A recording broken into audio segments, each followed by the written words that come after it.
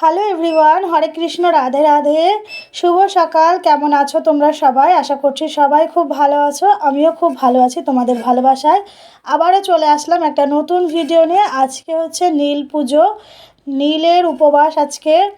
তো যাই হোক, বিহারে আছি আমি, তাই বলে কি আমি পুজো করব না? এটা তো হতে পারে না। আমি প্রত্যেক বছর পুজো করি, সেই জন্য কিন্তু এই বছরও আমি বিহারেই এখানেই পুজো করব।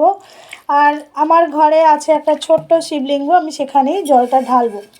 তো যাই হোক, আজকের দিনটা তোমাদের সবার খুব ভালো কাটুক। সকাল সকাল শুরু করে দিয়েছি ঠাকুরের বাসন মাজা। তো ঠাকুরের এখানকার বাসনগুলো আমাদের ওদিককারের মতন পিতলের নয়, এখানে জানি কেমন একটা ওই জন্য কালো কালো হয়ে যায় যতই মাজি না কেন।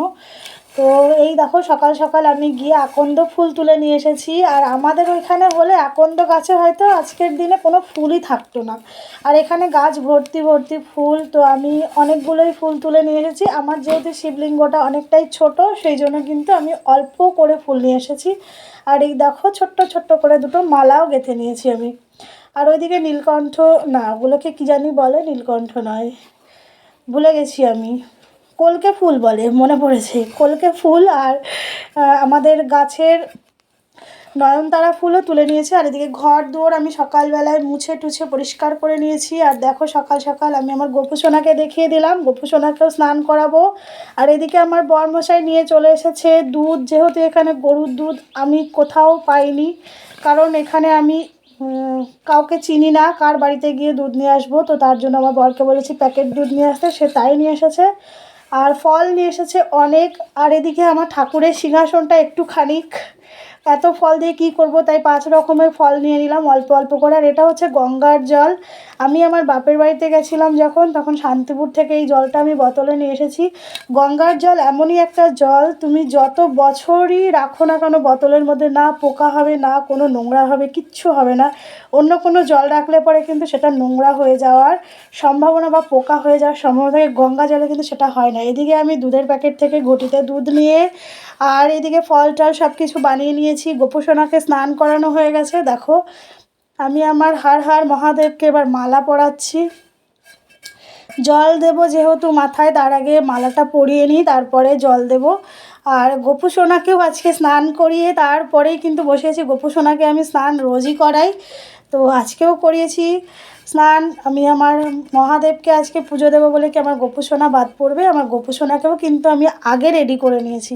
তো এই যে মহাদেবের মাথায় আমি জল দিয়ে দিয়েছি। আর আমার গোপুসোনাকে আর মহাদেবকে কেমন লাগছে তোমাদের অবশ্যই জানাবে। এটা হচ্ছে আমার ছোট্ট সিংহাসন। বিহারে তো কেউ পুজো করে না, তো আমি বিহারে আছি বলে কি আমি পুজো দেবো না বলো? তো আমি কিন্তু সেই জন্যই পুজো দেওয়ার জন্য সকাল সকাল রেডি হয়েছি, স্নান টান করে ঘর দুয়ার গুছিয়ে সব কিছুই কমপ্লিট করে ফেলেছিলাম। আর এই যে আমার ছোট্ট সিংহাসন, কেমন লাগছে তোমাদের অবশ্যই জানাবে। এর আগেও হয়তো তোমাদেরকে আমি ভিডিওতে দেখিয়েছি আমার এই ছোট্ট সিংহাসনটা। তো আমার মনে হয় গোপুসোনা যেহেতু ছোট, আমার শিবলিঙ্গও ছোট, সেই জন্যই কিন্তু আমি এইটুখানি একটা জায়গাতে ওনাদেরকে রেখেছি। অনেক বড় রাখলে পরে আমার ঘর যেহেতু ছোট, অনেকটা বড় জায়গায় ওনাদেরকে রাখা যাবে না, সেই জন্য এইটুখানি একটা জায়গাতে রেখেছি। আর যেখানে রেখেছি এইটা হচ্ছে আমাদের ঘরের আগে সেপ্টার বক্স রাখা হতো এটার ওপরে, আর সেটার ওপরে আমি এখন সিংহাসন করে ফেলেছি। তো আমার এখানের গোপুসোনা আর আমার হর হর মহাদেবকে কেমন লাগলো অবশ্যই কমেন্টে জানিও। আর আজকের দিনে যেহেতু রুটি খেতে হয়, আমার বর সকাল সকাল না, কালকে সন্ধ্যাবেলায় আটা নিয়ে এসেছে, আর আমি এখন করব রুটি।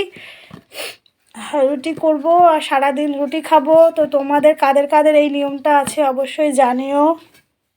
সকাল থেকে কিছু খাইনি, এই মাত্র একটু জল খেলাম, গলা থেকে মনে হচ্ছে আওয়াজ বার হচ্ছে না। তো চলো আমি এবার আটা মেখে রুটি করে নিই। আর আমি ভয়েসটা যখন দিচ্ছি তখন আমি আটাটাই মাখছি, হয়তো এই কারণে আমার নিঃশ্বাস আপ ডাউন হতে পারে, ঠিক আছে? যেহেতু আটাটা আমি মাখছি আর ভয়েসটা দিচ্ছি, সেই জন্য এরকম হচ্ছে। অনেক বড় করলে হয়তো ভিডিওটা অনেক বড় হয়ে যেত, সেই জন্য এই জল ঢালা পর্যন্তই রেখে দিলাম। তোমাদের এই ভিডিওটা কেমন লাগলো অবশ্যই জানিও। সবাই ভালো থেকো, সুস্থ থেকো। শুভ নীল পুজোর অনেক শুভেচ্ছা।